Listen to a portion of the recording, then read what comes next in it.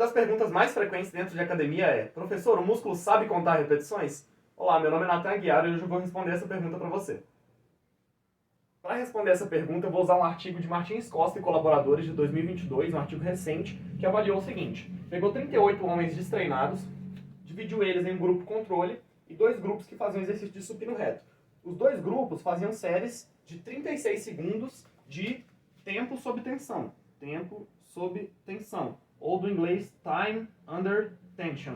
Então, eles tinham o mesmo tempo sob tensão na série, que era 36 segundos, só que um grupo fazia 12 repetições de 3 segundos cada uma, e o outro grupo fazia 6 repetições de 6 segundos cada uma. Então, eles faziam 12 ou 6 repetições, mas pelo ajuste da cadência, o tempo sob tensão era o mesmo nas duas situações. Eles avaliaram força muscular pelo teste de um RM e também avaliaram hipertrofia muscular, avaliando a área de secção transversa do músculo, certo?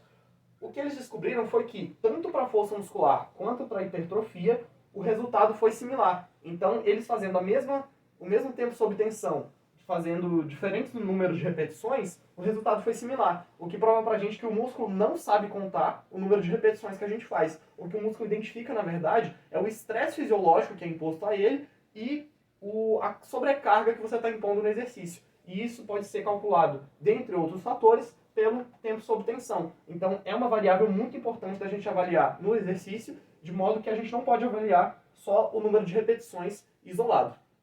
Então, como nós já vimos que o número de repetições não pode ser usado de forma isolada para você calcular a carga de treino, a gente tem que entender quais são os outros fatores, então, que a gente tem que levar em consideração para conseguir entender o que é a carga ou a dose de treino.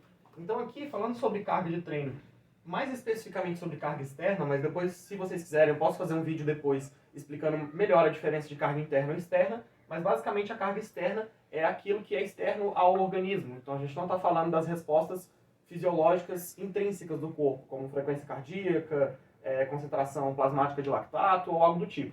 A gente está falando só do que é externo ao organismo, então do peso, das séries, das repetições, dessas variáveis de treino, tá? Então, a nossa carga externa de treino ela pode ser vista de 2 formas na musculação. A gente pode entender ela como peso vezes séries vezes repetições, que é a mais comum delas, e aí a gente tem o que é chamado por muitos autores de load.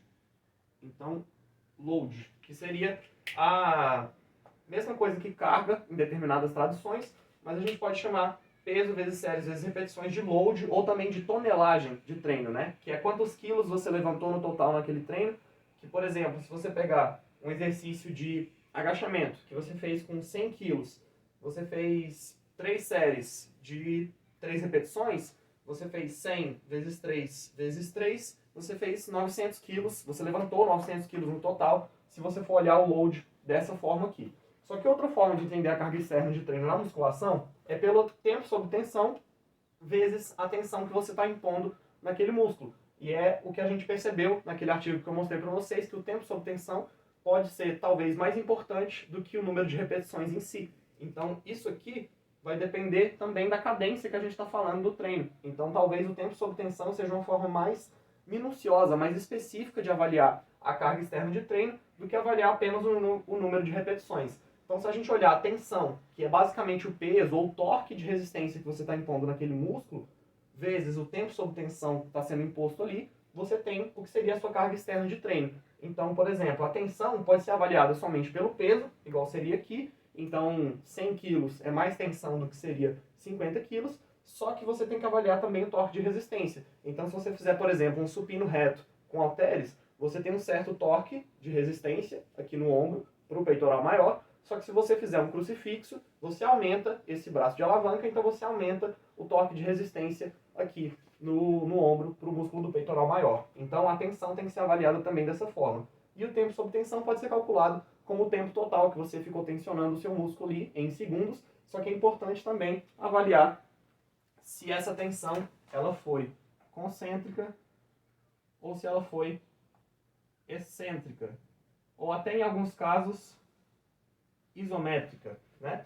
Então a gente tem que avaliar também qual que é o tipo de tensão que foi imposto aqui. Então avaliar a carga de treino é algo muito mais complexo do que parece, e a gente tem que levar em consideração muitas variáveis de treinamento para conseguir fazer uma análise de fato minuciosa para entender o que seria essa carga ou dose de treino. Beleza? Se você quer outro vídeo falando mais especificamente sobre o que é load ou tonelagem de treino, ou especificando as diferenças de você fazer contração concêntrica, isométrica ou excêntrica no exercício, o que isso implica de resposta e adaptação fisiológica no organismo, se você quer outros vídeos sobre esses temas aqui, falando de forma mais específica, coloca aqui nos comentários que eu vou levar isso em consideração na hora de fazer os próximos, beleza? Se você gostou desse vídeo, deixa um comentário, deixa o seu like aí e compartilha com quem você acha que pode gostar desse conteúdo, beleza? Obrigado!